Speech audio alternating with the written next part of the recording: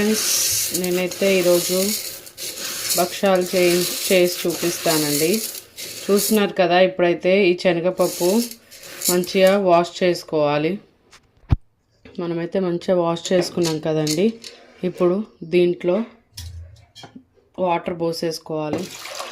Water పోసి ఒక 2 whistles వచ్చేంత వరకు పెట్టేసుకోవాలండి. 2 విజిల్స్ రావాలి.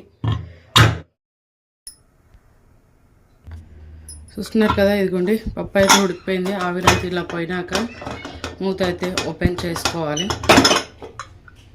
ఇదిగోండి మంచిగా ఉడికిపోయింది కదండి, మెత్తగా. ఇదిగోండి ఇలా ఉడికిపోవాలి. ఇప్పుడు ఇది మొత్తం చల్లారిపోవాలి. ఇప్పుడైతే ఇది మంచిగా చల్లారిపోయింది కదండి. ఇదిగోండి ఇట్లా పొడి పొడి అయిపోయింది కదా. దీన్ని ఇప్పుడు మనం మిక్సీ పట్టుకోవాలి. చూడండి, ఇలా అయితే మొత్తం కొంచెం కొంచెంగా వేసి మిక్సీ పట్టేసుకోవాలండి. మిక్సీ పట్టేసుకున్నాం కదా, ఇప్పుడు దీన్ని అయితే పక్కన పెట్టేసుకోవాలి. ఇప్పుడైతే మనం అది మిక్సీ పట్టేసుకున్నాం కదండి, స్టవ్ వెలిగించుకొని పాకం అయితే పెట్టేసుకోవాలి. పాకానికైతే మనం తినే స్వీట్కి తగ్గట్టుగా వేసుకోవాలండి. షుగర్ అయితే మేమైతే మా స్వీట్కి తగ్గట్టు వేసుకుంటున్నాం. మీరు చూసి వేసుకోండి. ఇప్పుడు దీన్ని మొత్తం కరిగించాలి. మంచిగా తీగ పాకం వచ్చేంత వరకు పెట్టుకోవాలి. ఇప్పుడైతే దీంట్లో కొంచెం వాటర్ అయితే వేసుకోవాలండి. కొన్ని వాటర్ వేసుకొని పాకానికైతే పెట్టేసుకోవాలి. ఇప్పుడు ఒక్కసారి అయితే వాటర్ పోసాం కదండి, ఒక్కసారి ఇలా కలిపేసుకోండి.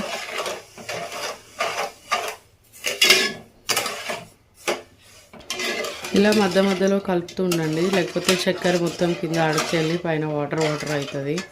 పైన వాటర్ ఉంటే చక్కెర అంతా కిందనే ఉంటుందండి. 1/2 టీ స్పూన్ అంతా ఇలాచీ పౌడర్ వేసుకోవాలి. మసిలిపోతుంది కదండి పాకం, ఇంకా కొంచెం చిక్కపడాలి. చూస్తున్నారు కదా, ఇదిగోండి పాకం ఇంకా కొంచెం చిక్కపడాలండి. ఈ పాకం చాలామంది బెల్లంతో చేసుకుంటారు, షుగర్తో చేసుకుంటే కూడా చాలా బాగుంటుంది. ఒకసారి ఇలా ట్రై చేసి చూడండి. షుగర్తో కూడా బచ్చప్పాలు చాలా బాగుంటాయి. ఇప్పుడైతే ఈ పాకం చూడండి, రెడీ అయిపోయింది పాకం అయితే. చూస్తున్నారు కదా ఇలా.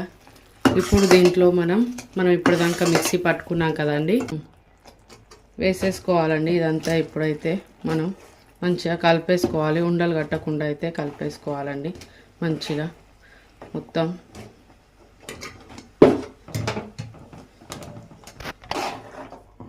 ఇలా కలుపుకోవాలండి. ఇలా కలుపుతూ ఉంటే అది గట్టి పడుతుంది. కొంచెం మంచిగా గట్టిపడి ముద్ద అయ్యేటట్టుగా కలుపుకోవాలి. ముద్ద అయ్యే కన్సిస్టెంట్కి వచ్చేంత వరకు కలుపుకోవాలి. ఈ కన్సిస్టెన్సీ వచ్చేంత వరకు అయితే కలిపేసుకోవాలండి.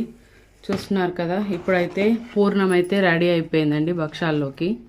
భక్షాలు ఎలా చేయాలో చూసేసుకుందాం పద. పిండి అయితే ముందుగా ఇట్లా మంచిగా మెత్తగా పిసి పెట్టుకోవాలండి. ఇది పూరి పిండి. అయితే పిండి మనం ఈ సైజులో అయితే తీసుకోవాలండి. పిండిని ఈ సైజులో తీసేసుకోవాలి.